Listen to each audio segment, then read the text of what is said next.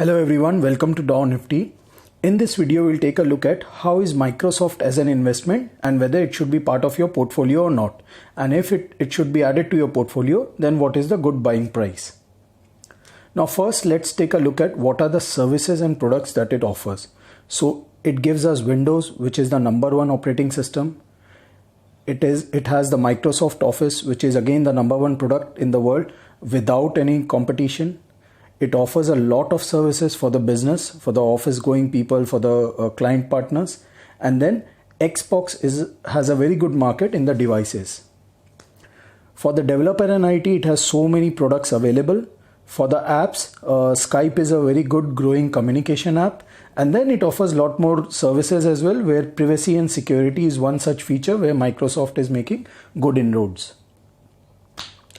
Now, see the business projection, see the growth projection given by the Wall Street experts back in 2018. So what did it say at that time? They expect 89% rise in profits in the upcoming years as opposed to the 5-year average of minus 5%, right? So in future slides, when we'll go to technical charts, we'll take a look at where it went from 2018 to 2020, which is now.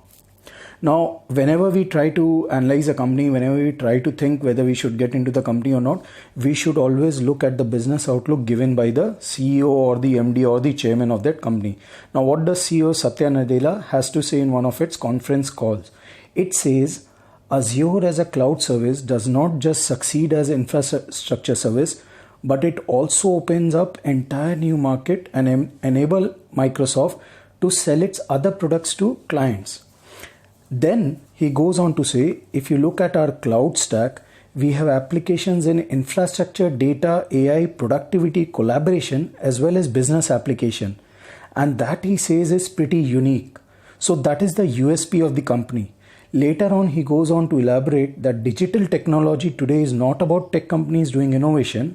It is the other way around. It is rest of the world doing innovation with technology, and Microsoft is uniquely positioned to enable that. So you see the USP of the company clearly is highlighted by CEO that when it sells one product to its client partner, it ensures that they buy other products as well, other services as well.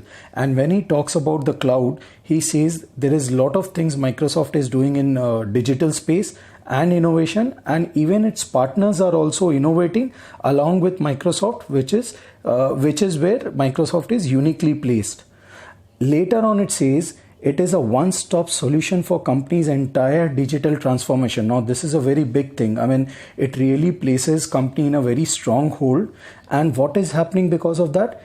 This has allowed Microsoft to better serve industries in which historically it had a low penetration. What are those industries? Retail, healthcare, manufacturing, and financial services. So you see, just by reading one paragraph of the CEO, of the MD, and knowing the outlook, you get to know the USP of the company, you get to know the future growth, you get to know what all industries the company is expanding into. Now, let us take a look at the recent earnings. Now, without a doubt, it posted a clear-cut good earnings which beat the street estimates. The revenue beat the street estimates, yet the stock was 3% down. Why? Because its future quarterly revenue guidance was lighter than street expectations. Now look at all these services and how it has grown over the years. So all you can see is green, and growth. Only if you see from previous quarter to this quarter, you will see that all the growth parameters have been battered like anything. They are on the decline. Now, why it has declined? It has not declined because of fundamentals of the company. It has not declined because of any other reasons associated with the company. It has declined because of the coronavirus situation. Entire work scenario was shut down. There were lockdowns globally, because of which the business couldn't be expanded. Now, amidst all this, if you see over here, in last 4-5 years, Microsoft didn't do good in the Xbox and gaming segment. But here we see it posted 65% growth as opposed to negative earnings or zero projected growth in the past few years. So needless to say, when the offices were shut down, when the schools were shut down, people took to gaming and they were getting entertained. Now, taking a look at the fundamentals, if you see year over year over year, Microsoft has been a real growth story. Talk about revenue, talk about gross profit, talk about net income, talk about basic EPS. It is just in the growing trajectory. It is not stopping at all. If you talk about balance sheet, check the assets. It is again growing year after year after year. And then even if you look at the free cash flow, Microsoft has been growing immensely right from 2017 till 2020.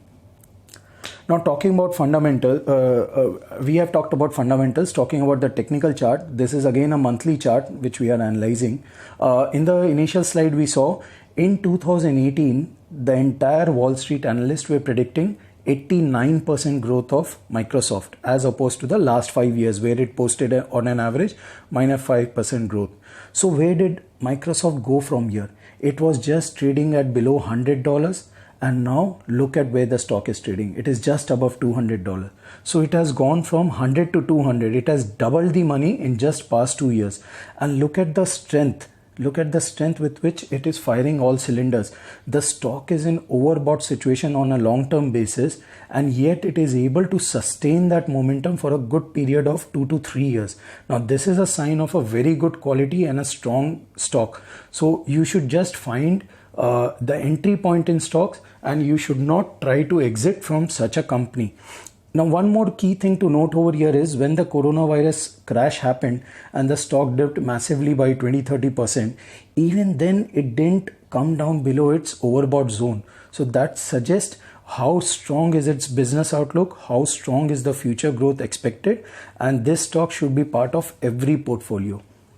Now this is a daily chart. Let's look at what is a good time to enter into the stock. This is a 100-day moving average. It stands at 190. 200-day moving average, it stands at 170, and the stock is in lower band of Bollinger Band right now. So I feel the stock is well priced at around 200 to enter, and I see that in very short term the stock should go in 240 to 250 band. So definitely enter at this level. If the stock goes down, the next entry point should be 190 and aggressive buying zone should be 170. Even in the strength index, if you see, the stock has cooled down a little bit and now it is ready for growth once more. So friends, get into this stock, and in any dip, just buy and buy. I hope you like my analysis. If you do so, please smash the like button, and if you are new to the channel, please do subscribe to my channel. Thank you.